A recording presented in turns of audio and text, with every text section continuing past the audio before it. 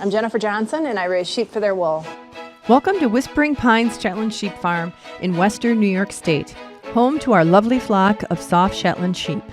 We breed and raise our sheep to produce soft, crimpy wool for hand spinners to enjoy. Thank you for liking this video and for subscribing to our channel.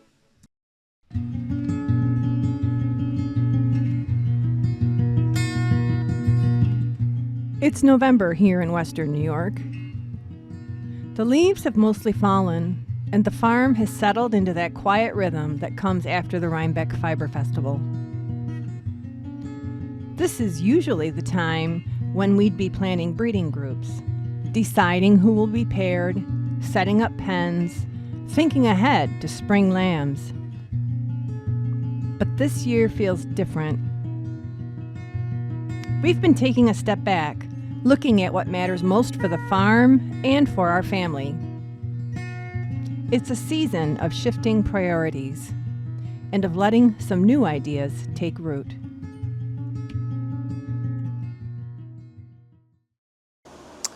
So a lot of things have changed here on the farm over the past year. Number one is I have a new grandson, so my family has grown. And number two is we have the new building being constructed, which opens up all sorts of opportunities for new projects and new events that we can do here on the farm. Clinics, lessons, classes, just all sorts of really exciting things. And then the third thing is that the Magicraft in the wool business, that component of the business, has really taken off. I'm really busy with processing those pieces of the business. I actually have someone helping me. My sister comes in a couple times a week and helps me part-time. So it's just a lot of different things happening, and things that are good. I mean, they're good things, but they're taking up my time. And when I guess I'm very conscious of the number of hours I have in the day, the number of days in the week, in terms of how I'm going to dedicate them to the work that I do. And usually it has something to do with, am I going to be able to generate more revenue for the farm carding fiber or making a YouTube video? So I'm always doing these trade-offs and balancing acts. And so that's also kind of caused me to take a look and say, you know, with these high growth parts of the business, I'm dedicating time there. I'm really not as interested or seeing as much contribution to the farm with sheep sales or, you know, spending time breeding to improve fleeces. So I've really been kind of taking another hard look at that in terms of how it relates to my activity and the things I want to prioritize on the farm. And so as a result, our big decision is we are not going to be setting up breeding groups for lambs in 2026. And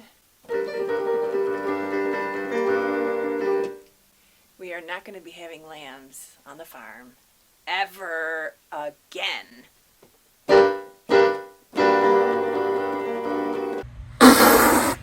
What? I know this has come as a kind of a surprise to a lot of you, especially those of you that have been following the channel for the last 5 years. But what happened was, it was early in June this summer when I sold some adult ewes, and they were packed up in the van and driving off to the new farm, and I got really sad. I was really blue, and I still miss those ewes. And that's when it occurred to me, I don't really have to do this anymore. I don't have to sell adult ewes. I can stop having lambs, and then all the adults can stay on the farm with me. So, you know, up until 5 years ago, I was working a corporate job, and then I got let go from that. So I've been home here with the ewes every day since then, and I've become really attached. I mean, they're like my pets, and I love them. Even the grouchy, distant ones that hate me and stuff, I just love them. I could tell you, I know all their names. I can tell you what they're all like. So, you know, Rich and I have been breeding every year for about 20 years, probably more. And I really feel like we're not leaving anything on the table. We've accomplished a lot. We've improved our flock tremendously, and I think we've contributed to good changes within the breed. And when I talked with Rich about this at first and introduced the notion, then his reaction was kind of what I expected. At first it was like, well, that's preposterous, you know. And then as he thought it through a little bit more, I think he became more bought into the idea and saw, you know, some of the benefits of it in terms of us being able to spend our time working on other things to help develop and improve the farm and make it, you know, a stronger enterprise all the way around. And I think that, like right now, I would be normally planning breeding groups. So I'm going through all the fleece information, the micron data, looking at samples, you know, looking at relationships, it's going through the pedigrees and all that stuff, spreadsheets, to plan for the breeding groups, going through my index cards. Normally I'm doing all that right now, and I don't miss that. I mean, I spent the weekend with my grandson, you know, and I'm doing other things like working through the building and making plans for that. And I think probably come spring, I'll probably, you know, have a little bit of melancholy about the fact that there's no lambs bouncing around out there in the barn. But at this point in time, I'm really excited about the decision, and I'm really comfortable with it. So we'll see where it goes from here. The reason I have to sell adult sheep when we have lambs is I've got limited amount of space in the barn, where we always optimize the barn space at around 55 ewes. So I think right now I have 62 or something like that. The capacity is about, it's just not healthy or safe to crowd sheep. They don't do well, they don't thrive. The other thing is, you know, when we get up to like 70 sheep, it's really hard on me and Rich to care for them properly.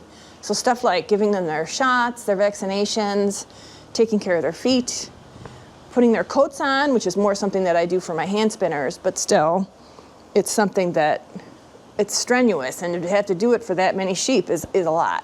So that's another reason why we have to keep our numbers down. And the thing is, I don't sell lambs. So when we have lambs, I keep them for a year. So I don't sell lambs because we're breeding sheep for their wool. And if I sell a lamb at 3 months, I don't know what that wool quality is. And so I might have sold something that's really spectacular and something that we really are breeding for. And so, stop it, Dove. So we hold on to lambs for a full year before we make any decisions about who's going to be moving on, so we can hit our number maximum. And so during that year, we have to move adults in order to make the space to hold everybody for the year while the lambs mature. And so that's why I don't sell lambs, but I do have to sell adults when we have lambs. So as is the case with any kind of big decision like this, there's always the happy part of it, and then there's the sad part. So I've been thinking about this, like I said, living with it for about 6 months. So I've had a lot of time to really consider why I feel even more confident that this is the right thing to do. So the first thing, and the most important thing, is we have a new grandson. He was born last December. And it's important to us that we spend as much time with him as possible. And he lives out of town. They live about 4 hours away from us. So the fact that we aren't going to be not only just having lambs, but preparing for lambing and dealing with lambs after they're born and all that stuff, all that time, you know, we can now allocate more towards spending time with our family, which is important, obviously. The other thing is the benefit, as I'm thinking through. In May, I really was never able to do anything. So, for example, I couldn't apply for the Maryland Sheep and Wool Festival, which my application is in now. I'm waiting to hear. They are going to let me know in January if I'm in or not. There's another event up in Worcester, Ohio, which they asked me to come out and do a talk on Shetland wool. So I was kind of interested in that. And just, other things like that in the spring. It opens up more possibilities for me. The other thing I'm happy about is just, I don't want to make it sound like I haven't loved having lambs and breeding all these years, however many years we've been doing it, more than 20. I've enjoyed it, and I probably would still enjoy it if we decided to do it again. But it does take a toll, both physically and mentally, emotionally. So the setting up breeding groups is very physical work, getting the sheep all in the correct pens. The stress of my ewes being out in the elements when they're in a breeding pen with the ram, where the other thing is a ram could hurt a ewe. That happened before. So I don't really like having my ewes in the pens with the rams. I don't like my flock being separated. That's not really normal for them. They're uncomfortable, so that's a stressor. When we put the breeding groups and we take them down and put the rams back together, that whole scenario, they're extremely aggressive. They have to re-establish the hierarchy. I've talked about this before. It's a very violent, dangerous situation. Usually lasts a few days, and it takes a lot of work for us to manage that, where we have to put them in a very enclosed space where they hopefully work out their stuff and then gradually move it to a larger pen. All that time and stress. And then lambing, obviously, we're dealing with sleep deprivation there because we like to be present when the lambs, I guess we're our own worst enemies, but we like to be present when the lambs arrive, make sure everything goes okay. The stress of, knowing that we're putting risk on our ewes, getting pregnant and having lambs, there's things that could happen that would not happen if they weren't having lambs. Stuff like toxemia, calcium. We've had one ewe that had a calcium deficiency and almost died. Mastitis, dealing with that. So all that stuff and the stress of that is done. So, yeah, I loved doing it, and, there were challenges with it. But when I think about not doing it, it's kind of a relief. And like I said, opens up possibilities for other things. So I'm going to talk a little bit about the time savings and the things I'm not going to have to do. And actually, if you watch my breeding videos, you probably know all this stuff. But as I think through the whole cycle of lambing from now until next year at this time, so right now I would be spending a lot of time reviewing data, spreadsheets, looking at fiber samples, reading pedigrees, using my index cards to try and figure out who we want to breed with who, and that's very time consuming. Yeah, the setting up of the breeding groups, that takes up a lot of time, takes up, at least a day, and then, you're taking care of all those pens, so each individual pen has to be watered and given hay and checked. So, and I do a count, make sure I see 5 ewes out there in the pen and stuff. So that's a lot of time.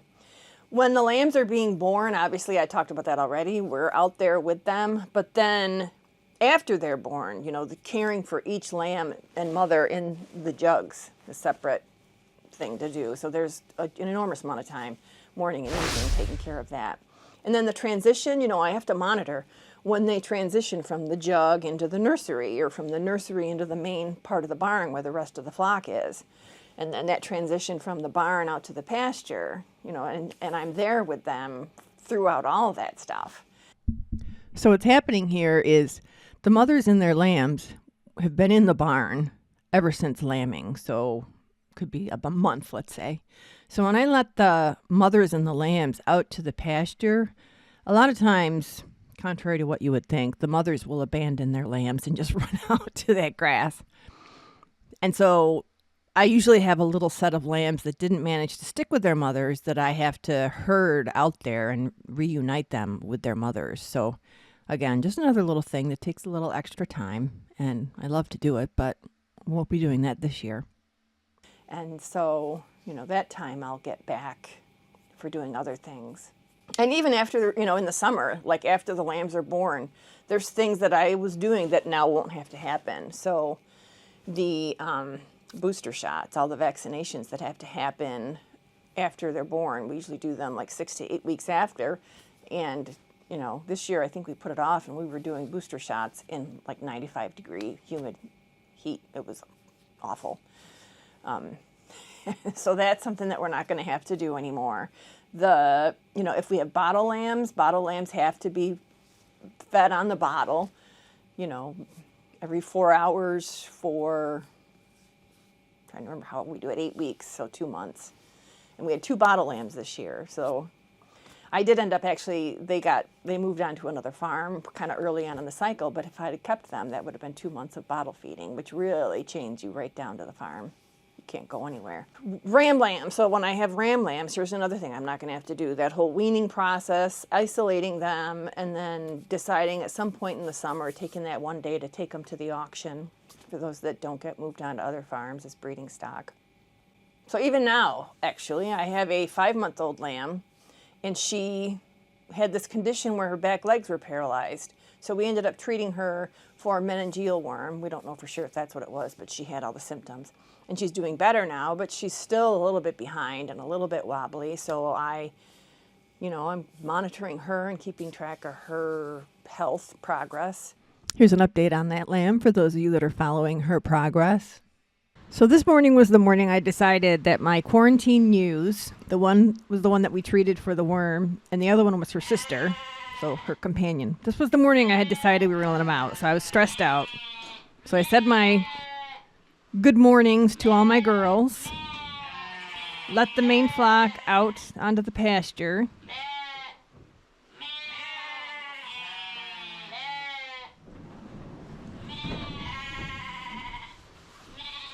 So I'd put hay out on the fence line as normal. So those all were out, and then it was time to let out my 2 little quarantine ewes. So this was the first time they've been with the flock since I pulled them a month ago, I think. I was hoping they would run right out because I was hoping they were hungry, but they really poked around. They're gonna go this way. Don't make so much noise. I didn't want them to make noise because I didn't want them to draw attention to themselves and get hazed by everybody. So my stress levels are pretty high right now because I was afraid somebody was going to really take a good hit on her.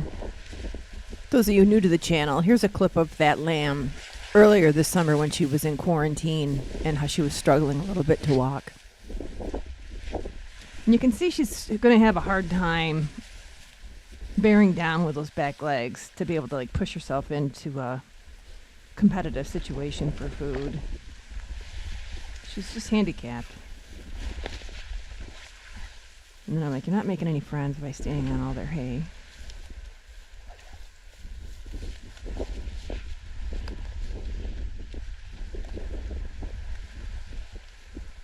I think her sister, the white ewe, obviously is going to be fine.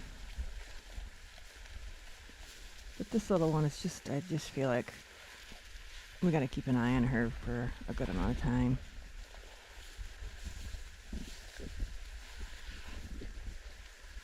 So there they found each other again after being separated from being out there with everybody else.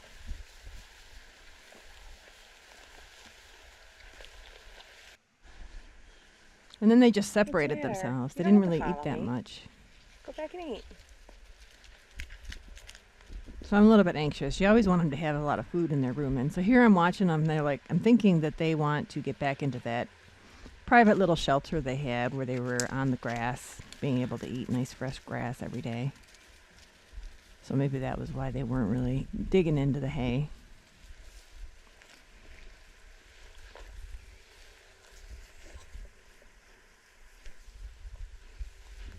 Now here she's not getting hazed necessarily, but the sheep's just smelling her, trying to identify her. So that's what's happening there.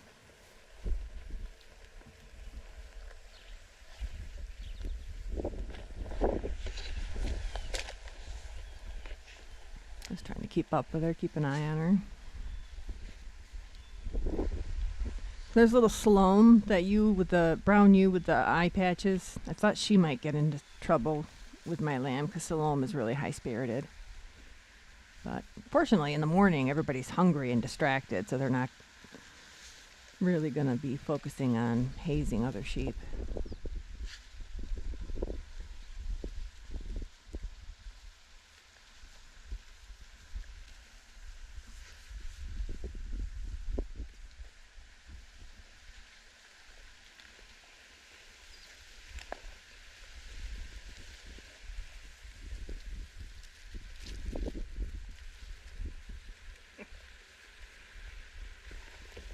I think she was anxious as well. I think she just felt nervous.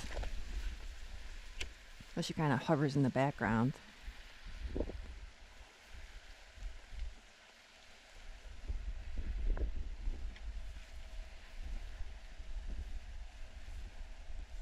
I was conflicted here. I felt like just giving her what she wanted and putting her back in her stall with her sister and giving them their own hay. But Eventually she's going to have to get out here with the flock, so. What's the matter? I figured doing it on a nice day is probably the best idea.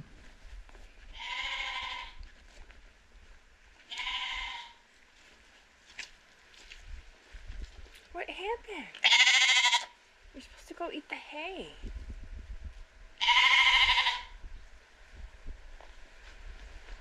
What are you doing?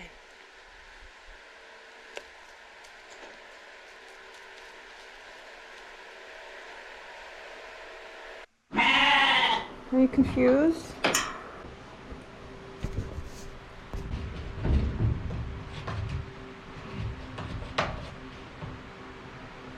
So I thought maybe they'd want some mineral, so loosened it up for them, so it made it easier for them to eat it if they wanted it.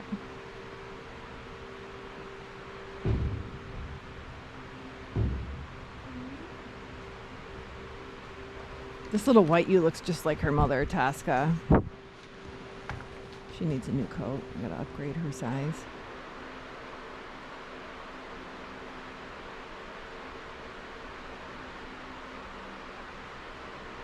Since this first day, they pretty much stick together. They're doing okay now on the pasture and everything. They've spent the whole day out with the flock. Good. And most of the times when I look out there on good days where the weather's nice, the two of them are sitting We need to together. get you back out there with everybody.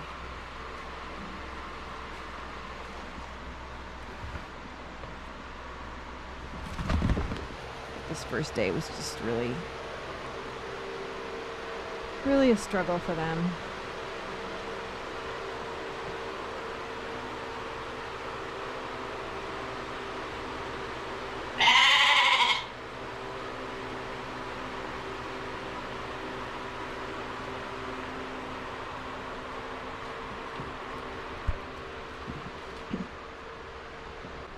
Come on, let's go.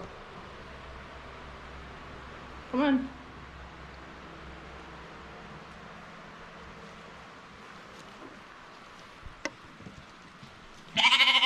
You know what? This is gross. I gotta clean it up. I'll do that today. Come on. Over here.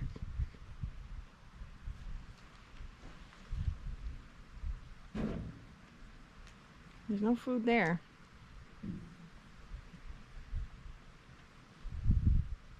Eventually I did manage to get them over with the rest of the flock to eat a little bit more hay, but it was rough trying to get them with everybody. Oh, you look tired. I went out there a couple times, and then this is probably around 3 o'clock. And doesn't she just look exhausted? I want to take you in the stall right now, because you just look really tired.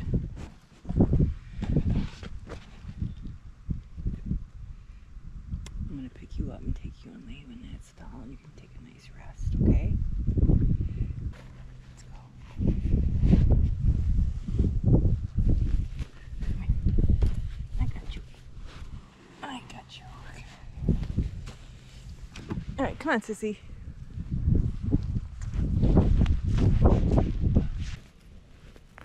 I was hoping her sister was going to follow me, but she did not. So I prioritized on getting the little black girl in the stall. And she's in there calling her right now. You can hear her. The black ewe calling the white one.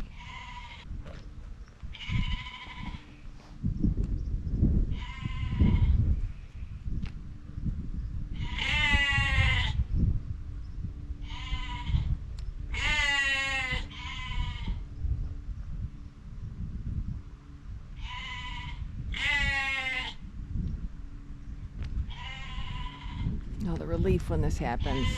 I cannot stand chasing sheep around on the pasture.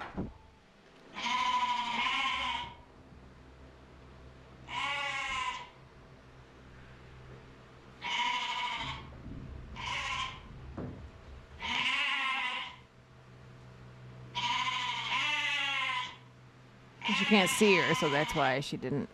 Well, there you go.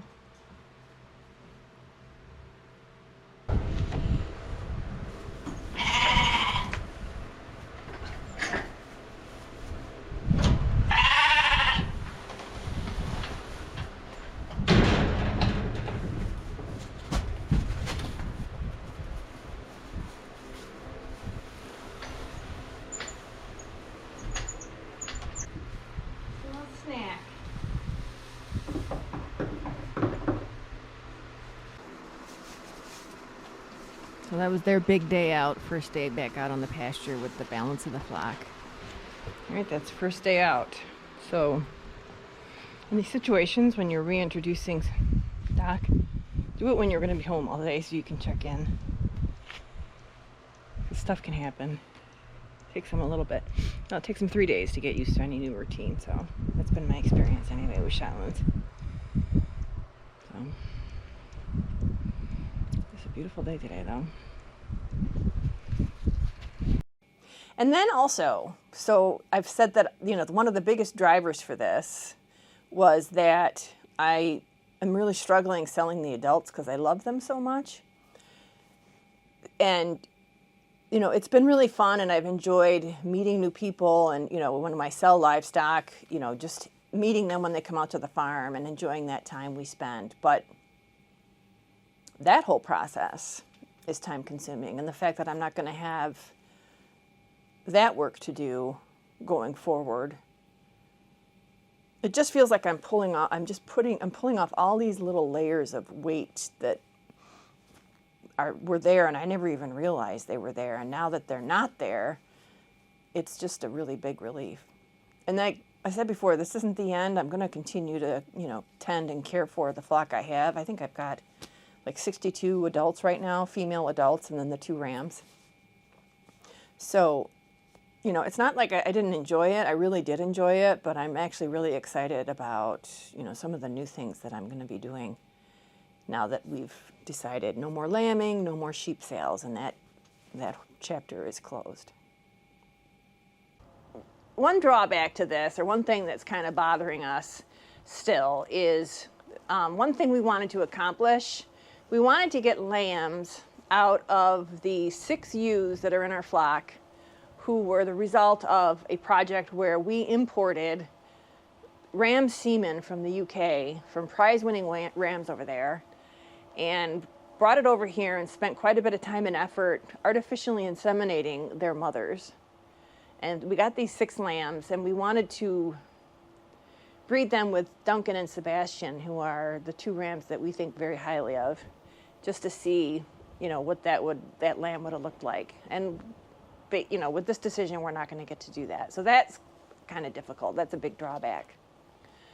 So the second thing is, I mean, right now, I'm really enjoying not doing that analysis to set up the breeding groups and all the planning and, you know, not having to think about over Thanksgiving weekend, setting up pens and moving sheep and all the work that goes into that and the time. So that I'm kind of digging, but I suspect that when spring rolls around and there's no lambs bouncing around out in the barn, I'm probably going to miss it and, you know, kind of have some regrets. But I mean, other than that, you know, I imagine like some farms might think, well, you know, if I don't have the lamb fleeces, I'm missing out on that really spectacular fleece quality.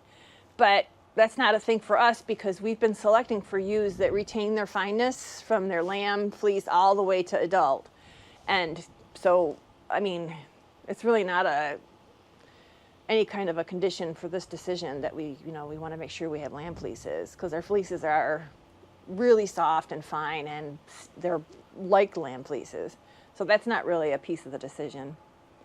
So I know, like I said, that this is a surprise to a lot of you, and I'd like to address, or I'd like to hear, you know, what some of the things that you guys are thinking about, what you're going to miss about us not having lambs in the spring. So if you would want to throw that down in the comments, we can talk about that, maybe have another video where I address some of your concerns, but I'd be really interested to know.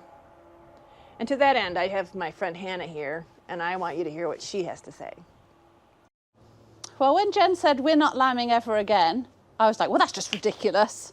I thought it was just one of her ideas. It would soon pass. And actually, I'm kind of sad about it because I'm a bit of a groupie.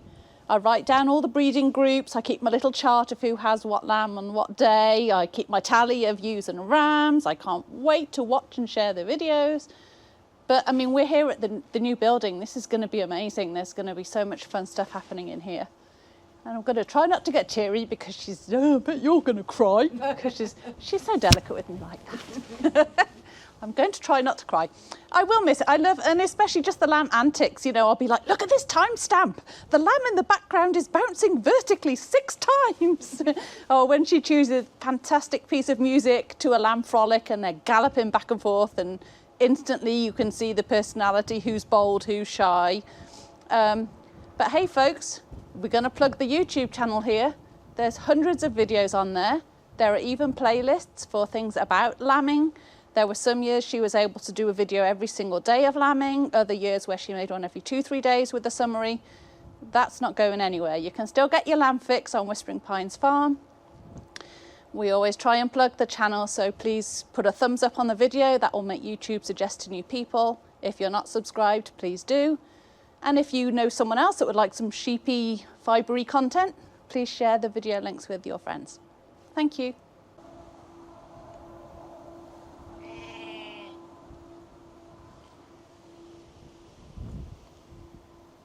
So I realize some of you might be disappointed about this decision that we've made, but I really feel excited about what the future is going to hold for the farm. It's not the end. There's a lot more interesting stuff that we're going to do. So for example, when I talk to people at Rhinebeck about the channel and they ask me questions about some topic I haven't covered, I find that really inspiring and exciting, and I can sort of envision what the video is going to be like. Or when you ask me questions in the comments, I've got like a backlog of like 8 videos in my head from questions that are really good and that really make me think, wow, that'd be really interesting. So I want to focus more on educational stuff, kind of like the ruling video that I made or the micron data stuff. And I'm working on a video right now about Shetland wool, which I think is going to be really interesting. And, you know, I've been asked about, you know, washing fleeces, how I do it. So I really feel like I'll be able to focus on that. Plus having the new building, it'll be a beautiful area, space for video production. So I'm just really excited about the change. I don't see it as a, you know, a stopping of our program or anything like that. I also wanted to start a series of videos just focusing on the specific ewes, maybe start from when they were lambs and talk about what I think is special about them and stuff like that, because I love all these girls. I know all their names. There's Belva, Aida, Robin, and they all have their own personalities and temperaments. So if you were in my position and you were surveying my flock, I have to ask you, you know, which ewe would you choose to sell? This Aida here, who greets me every morning and helps me open the door to the barn, or little Dove.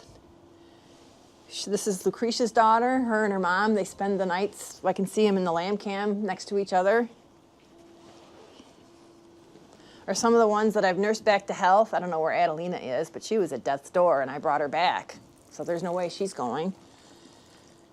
So I can't even express the amount of relief I have knowing that I'm not going to have to make that decision and that these girls are going to be with me for the rest of their lives. Every last one of them. And the only thing that I sort of challenge myself about is, you know, I say I'm not going to breed anymore, and, you know, someone might say, okay, well then why do you still have Sebastian and Duncan on your farm? 2 rams, adult rams.